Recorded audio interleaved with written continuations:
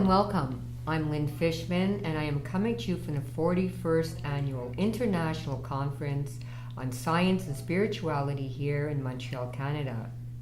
This conference is sponsored by the International Institute of Integral Human Sciences.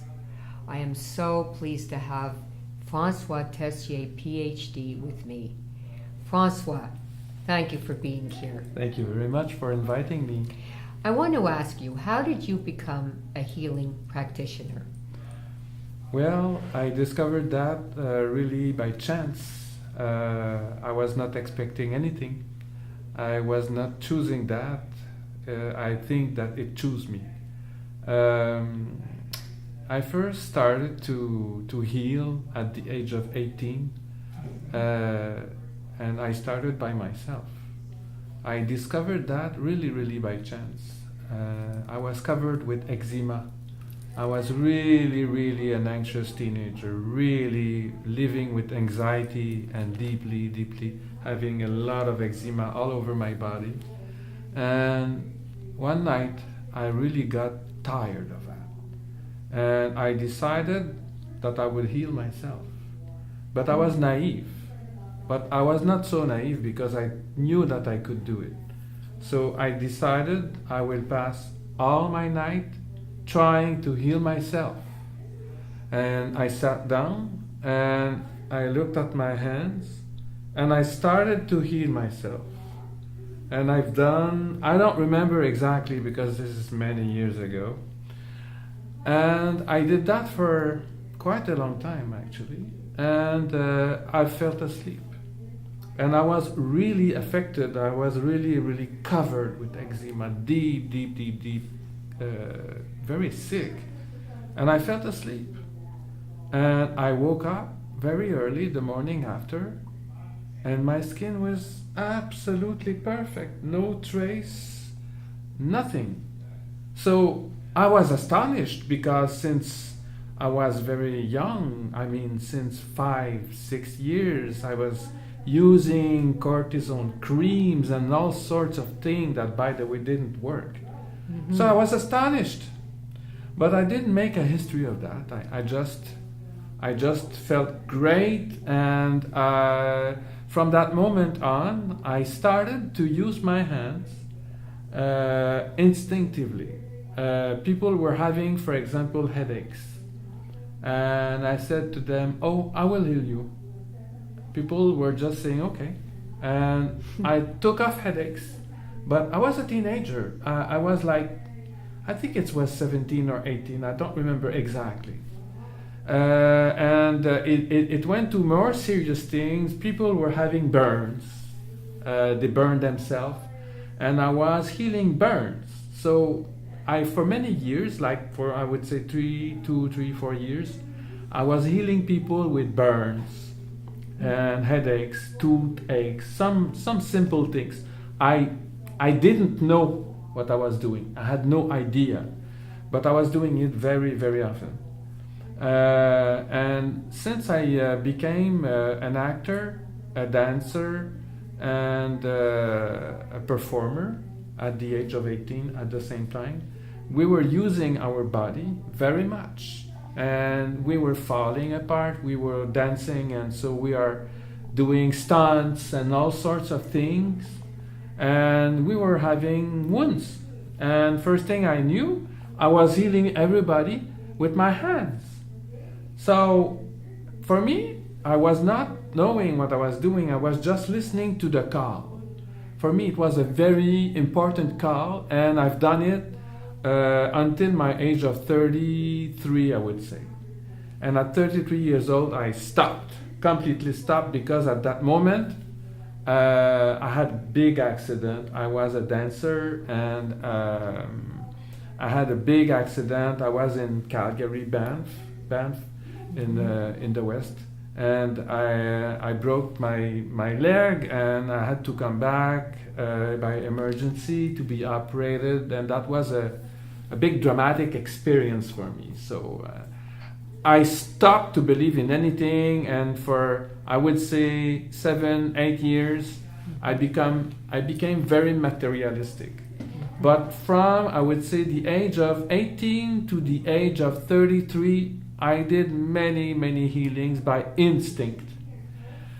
Then after, at the age of, I would say 40, I started to feel the need to heal something else, which is more emotionally, at the beginning of my 40s. And I found healers.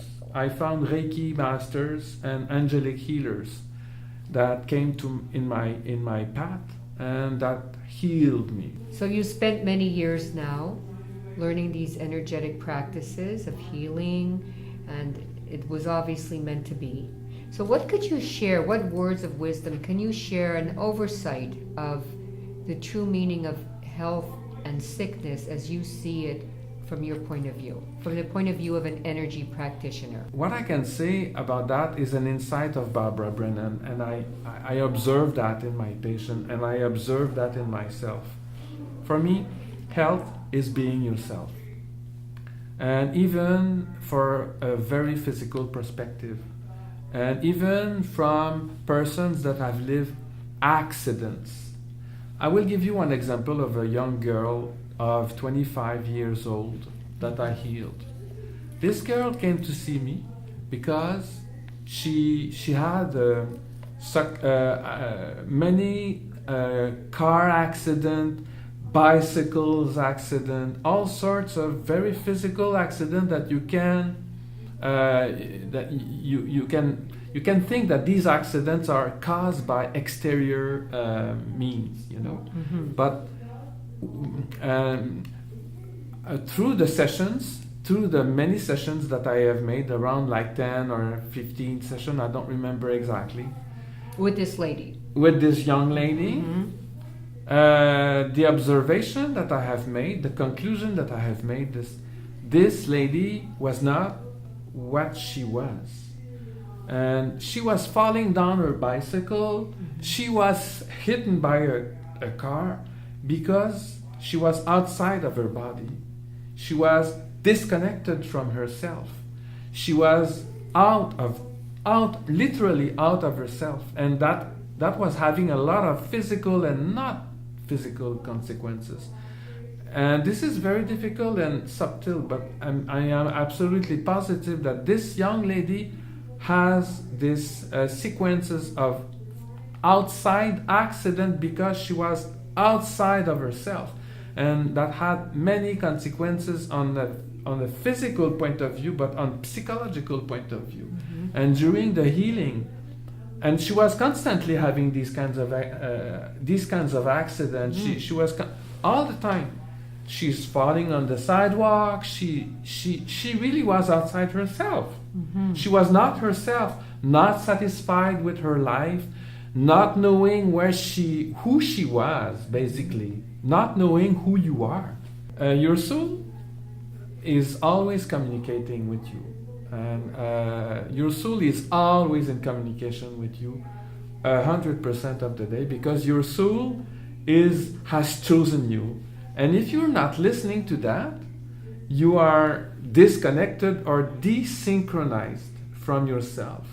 Being desynchronized, you lost your equilibrium, you fall down. Mm-hmm. You lost your attention, you're being hit by the car.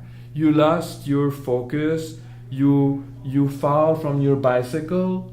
You get Lyme disease because you're not aware. How does the soul speak to us? The soul speaks to us in a very simple way, and I used to guide people to listen to their soul. There is a specific session, a specific modality that I use that is from angelic healing, mm-hmm. that I use to connect people with their soul. You have two voices in your head. You have the mental voice and you have the non-mental voice, which is a very much subtle voice. This voice is a little bit behind. It's not the voice of the everyday. It's not the voice that you use to, I have to open the door. I have to remember this. This is the mental voice.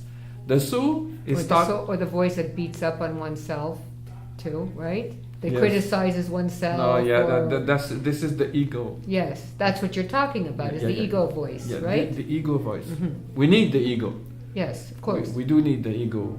But the soul is the one that is talking to you in terms of, the soul speaks a little bit louder in moments in your life where you have to make, I would say, a turning point in your life. Because if you have, for example, to move, to choose a job, to choose a partner, to quit a partner, to quit a job, when you have big turning point, crossroads in your life, absolutely 100% of the time, the soul is there and speaks to you. And what I do with my patients, I help them to identify the voice of the soul by reviving these moments. And when they have identified the souls, I help them to directly in the session communicate with their soul and ask them concrete questions on the spot. How can you distinguish between the voice of the soul and the voice of the ego? The voice of the soul is very subtle. Mm-hmm. It's behind, it's like a background voice.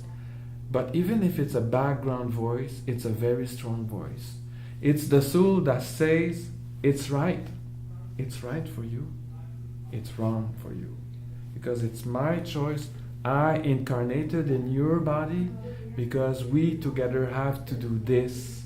And when you are going in the wrong direction, the soul is telling you. The soul respects your ego because it needs your ego to evolve. It needs your mistake to evolve. It chooses that, by the way. Your soul chooses to make all the mistakes that you are doing in your life. It really needs that because if you don't have this mistake, it doesn't learn anything. And the soul is in observation 100% of the time. But at a certain point in your life, if you connect back with your soul, now that you are synchronized with the soul, you can enter in your real path, and at that moment, your life is changing because you are going on the right way. You are going where you have to go instead of zigzagging in your life path. That's a very good point. So you basically gave us a very concrete example of how we know we are following our soul's voice because the path feels right. Could you add anything else to that? How do we know we're following our soul's guidance? By asking. How else does it feel? By asking. Mm-hmm. Because the soul can use words. The soul can, not only can, but most of the time use words. But let's say I think I've heard my soul, so I'm taking certain actions. So how do I know? What would it feel like to me for following my soul path? What are some examples? Feel very good. It's a physical sensation. When you know that you are on your path, and I felt that very much since, I would say, the last 20 years. Mm-hmm. Because my soul is very happy right now with me. Yeah, it's good. And it gives you a boost of energy. You feel that you choose the right thing. It gives you a direct feedback. It gives you a very good a physical. For me, it's a physical feeling, but also it communicates with me. It says, "That's right. That's what I was looking for." And from the moment that you are in alignment with the soul, you stop to be sick. When you stop to zigzag left and right from your path, you're not sick anymore. The sickness, the disease completely disappears. So, and when you become sick again, this is because you're not following your soul. Right, you stop listening. You stop listening. You stop being yourself. Emotions are emotions are there, and you have to. The problem with emotion is that when they get stuck in you, and you just being powered by the emotion. How do emotions get stuck in our body? Because we believe in them. We become them. You are not your emotion. You are not your thought. You are even not your body. You are your soul.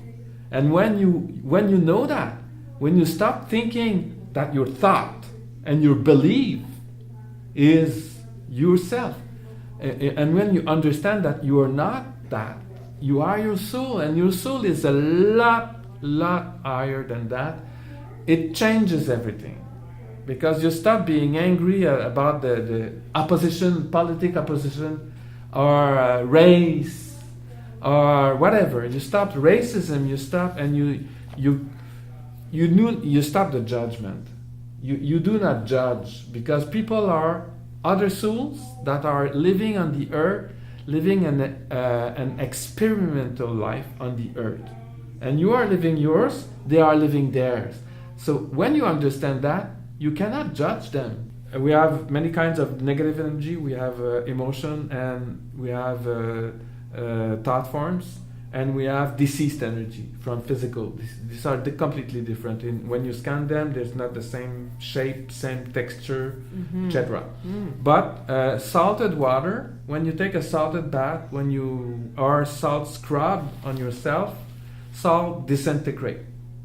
That's one thing. You can also use some essential oils that are also emitting a level of energy that is disintegrating the negative emotions and thought forms. Can you share with our audience some essential oils that help balance our energy body? Yeah, sure. I used to like to use lavender a lot. Because of its cleansing power for energy, emotional energies. Also, I use frankincense. I like myrrh. I like ylang. I like also, well, there is a lot, but basically these ones are the most efficient and proficient ones. Francois, please share with our audience your work in Sri Lanka. Yeah, well, great pleasure. For me, this is a very big calling. I created a non-governmental organization in Sri Lanka called the Ayubowan Foundation. Ayubowan is a word that Sri Lankan in Sinhalese, their native language, say every day. And Ayubowan, people used to say that like with the hand claps in front of their heart. This is a deep word. So I used this word to name the foundation. This foundation is about setting a clinic using complementary therapy for people living in a slum in Mount Lavinia, Sri Lanka. Mount Lavinia is a suburb of the capital, Colombo. And in Mount Lavinia there is a slum on the beach that was hit by the tsunami in 2004, and I met these people over there, and the situation in the village is literally like it was 11 years ago. And now we are at the stage of fundraising, so we are gathering funds to create a permanent clinic. It's not done yet.